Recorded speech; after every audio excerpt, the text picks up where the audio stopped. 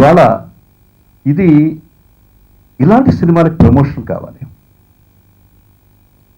ఎందుకంటే కోట్లు కోట్లు పెట్టి సినిమాలు తీసి పబ్లిసిటీ కోసం కోట్లు కోట్లు ఖర్చు పెడుతున్నారు. వాళ్ళు ఖర్చు పెట్టకపోయినా ఒక పెద్ద హీరో ఉన్నాడు, ఇది ఒక పెద్ద ప్రాజెక్టు అని అంటే మీడియా తనంతట తనే ఒక 10-15 కార్యక్రమాలు చేసేసుకుంటున్నారు. ఎందుకంటే వాళ్ళ కమర్షియల్ రేటింగ్ వస్తుంది దాని మీద. ఇందాక నారాయణమూర్తి అన్నాడు చిన్న సినిమా ఏమిటి అని. నిజం, చిన్న సినిమా అనేది లేదు. ఎక్కడ చిన్న సినిమా? మరి చిన్న సినిమా అనుకుంటే స్వర్గం నరకం 2 లక్షలతో తీసాం. అది చిన్న సినిమా, పెద్ద సినిమా. ఏడాది ఆడింది, ఎంతమంది ఆర్టిస్టులు తీసుకొచ్చేది. తాతామనుడు కూడా చిన్న సినిమాయే అలా అనుకుంటే. కానీ మరి నాగేశ్వరరావు గారి సినిమా, రామారావు గారి సినిమా, 2 సినిమాలు కలర్ సినిమాలు మధ్య పడింది. అది ఏడాది పాటు ఆడింది ఆ సినిమా. సినిమా అనేది ఆడిన సినిమా గొప్ప సినిమా, ఆడని సినిమా చిన్న సినిమా. ఇందాక ఎవరో అన్నారు, చాలా కరెక్ట్. అందువల్ల చిన్న పెద్ద ఖర్చులో ఉంది తప్పితే భావనా శక్తిలో లేదు. ఒక దర్శకుడి మేధస్సుని ఎంత కాస్ట్లో మీరు చూపించగలరు? మనం ఎక్కడికో అమెరికా వెళ్ళాం, లేకపోతే లండన్ వెళ్ళాం, స్విట్జర్లాండ్ వెళ్ళాం, ఎక్కడికో వెళ్ళాం, పాటలు తీసుకొచ్చాం, పలానా చోటకి వెళ్ళాం, విదేశం, 5 కోట్ల రూపాయలతో సెట్ వేసాం, 15 కోట్లతో మేము CG వర్క్ చేసాం. వీటన్నింటికంటే ఒక దర్శకుడు, ఒక రచయిత బ్రెయిన్ చైల్డ్ ఉంది, దాని కోట్ల విలువ ఎందులోనూ మనం చూపించలేం. గ్రేటెస్ట్ వాల్యూ అది. ఒక కథ, ఒక పాయింట్ కనుక గొప్ప పాయింట్ చెప్పగలిగితే అది ఎన్ని వేల కోట్లో చెప్పలేం. మనం తీసిన సినిమాలు హిందీలోనూ, తమిళ్లోనూ, కన్నడంలోనూ, మలయాళంలోనూ అన్నిట్లోనూ తీస్తున్నారంటే ఆ మ్యాథర్స్కి ఇచ్చేటటువంటి వాల్యూ అది. అందుకే ఈ సినిమాలన్నీ వాల్యూతో కూడిన సినిమాలు. ఈ సినిమా, ఇలాంటి సినిమాలు ఎంకరేజ్ కావాలి. ఇవాళ శ్రీకాంత్ గురించి కొత్తగా చెప్పాల్సిన పని లేదు. నాకు తెలుసో తెలియకో శ్రీకాంత్తో నాకున్న అటాచ్మెంట్ ఆల్మోస్ట్ నా సొంత అటాచ్మెంట్ లాంటిది. ఎందుకంటే నా తమ్ముడు భరద్వాజ్ పరిచయం చేశాడు, నా శిష్యుడు రేలంగనేశ్వరరావు ఫస్ట్ పిక్చర్ డైరెక్ట్ చేశాడు. కరెక్ట్?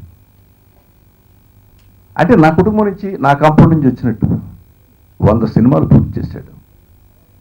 తర్వాత కొంచెం రెస్ట్ తీసుకున్నాడు. మొన్న టెర్రర్ చేశాడు, నేను చూశాను. అక్కడ కలిసినప్పుడు చూడలేదు, తర్వాత చూశాను. ఎంత బాగుందో చెప్పాలనిపించారు, పాటలు లేకుండా. అదే సినిమా హిందీలో తీసుంటే 100 crores చేస్తుండేది ఆ cinema.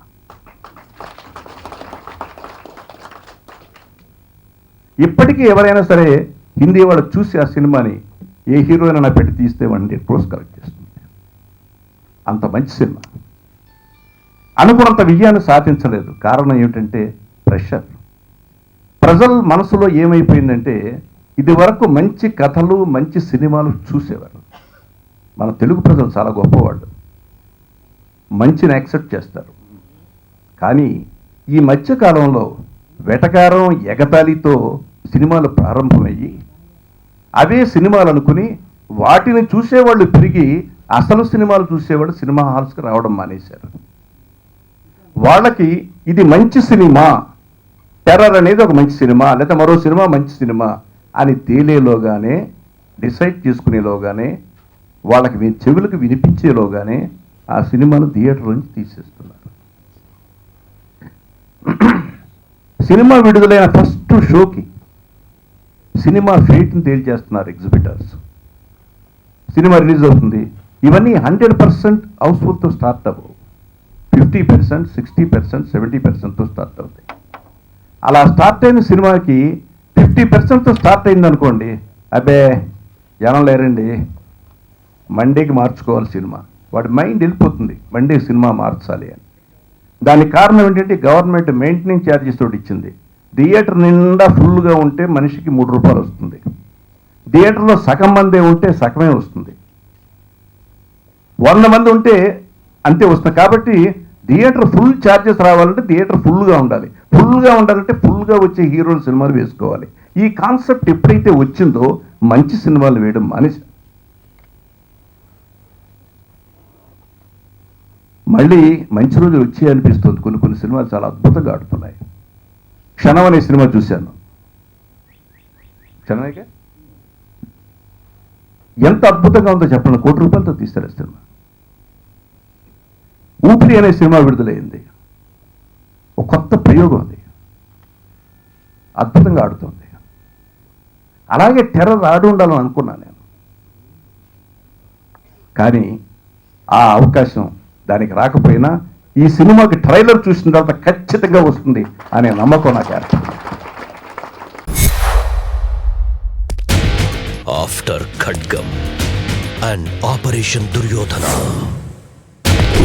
Now is back.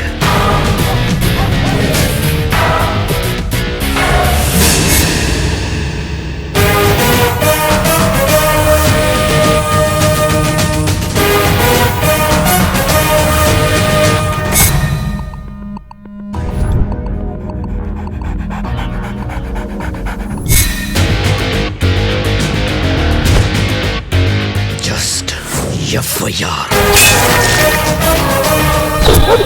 Mental Police. Soon in theaters.